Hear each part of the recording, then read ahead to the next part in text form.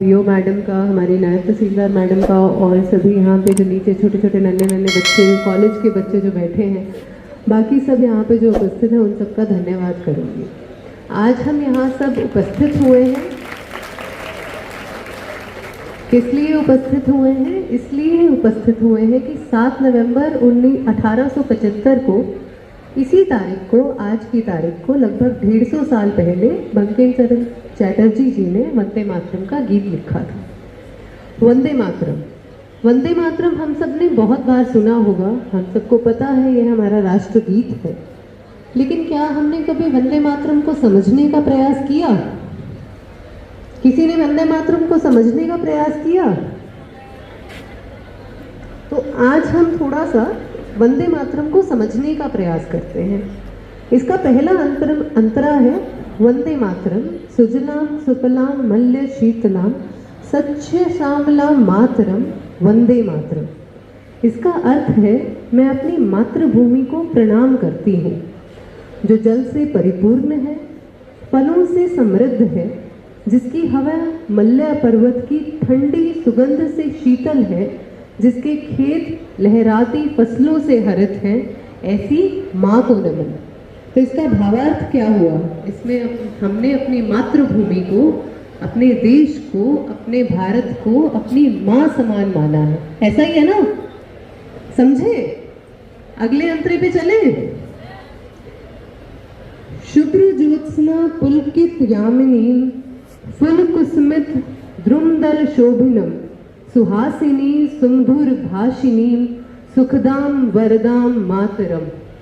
इसका अर्थ है, तेरी रातें चांदनी से उज्जवल हैं, तेरे वृक्ष फूलों से लदे हैं, तू मुस्कुराती हुई मधुर बोलने वाली है, तू सुख देने वाली है, वरदान देने वाली है।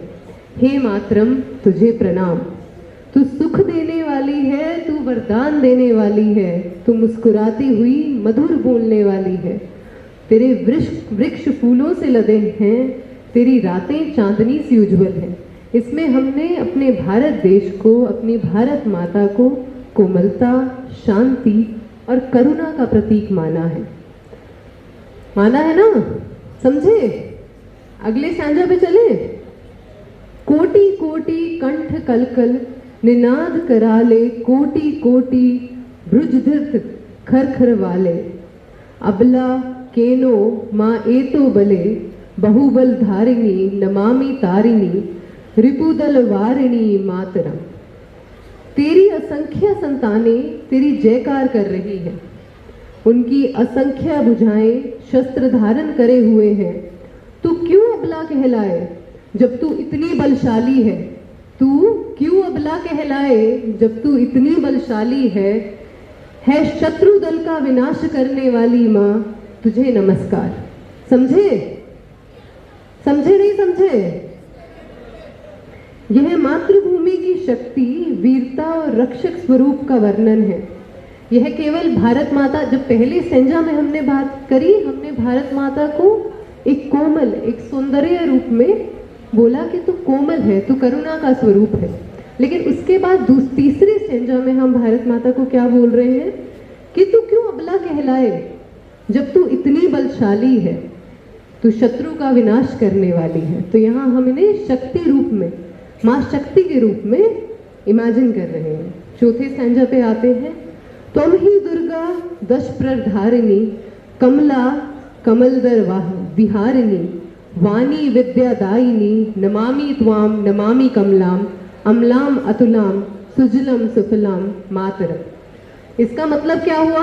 शायद थोड़ा स्टैंजा सुन के समझ आ गया होगा। अब मैं एक्सप्लेन करती हूँ। तू है दुर्गा, 10 अस्त्रों को धारण करने वाली। क्या बोला है हमने भारत माँ को? तो दुर्गा के रूप में है।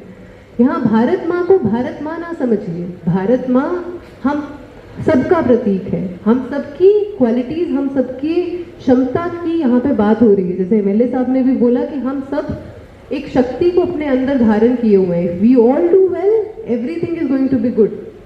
तो तू है दुर्गा, 10 अस्त्रों को धारण करने वाली। तू लक्ष्मी है, कमल दल में निवास करने वाली। तू सरस्वती है, ज्ञान देने वाली, वाणी की देवी है। हे पवित्र, अतुलनीय सुजल सुफल मातरम तुझे नमस्कार।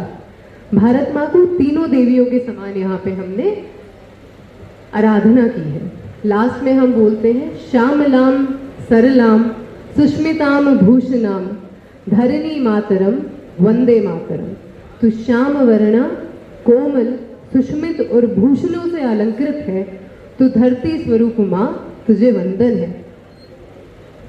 तो आई थिंक आज सभी को वंदे मातरम का मतलब समझ आया होगा। आया बच्चों? तो ये है हमारे राष्ट्रगीत का मतलब।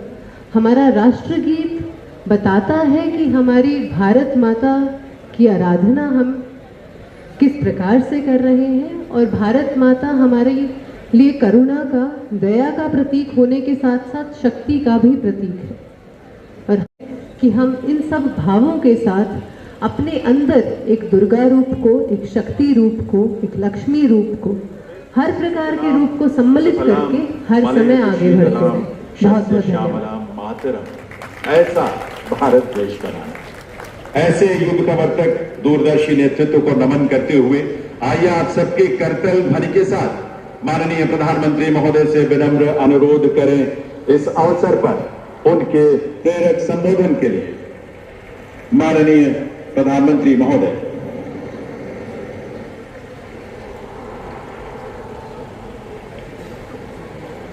वंदे वंदे वंदे वंदे मातरम एक शब्द, एक मंत्र है, एक ऊर्जा है, एक स्वप्न है, एक संकल्प है। वंदे मातरम ये एक शब्द मां भारती की साधना, मां भारती की आराधना है। वंदे मातरम एक शब्द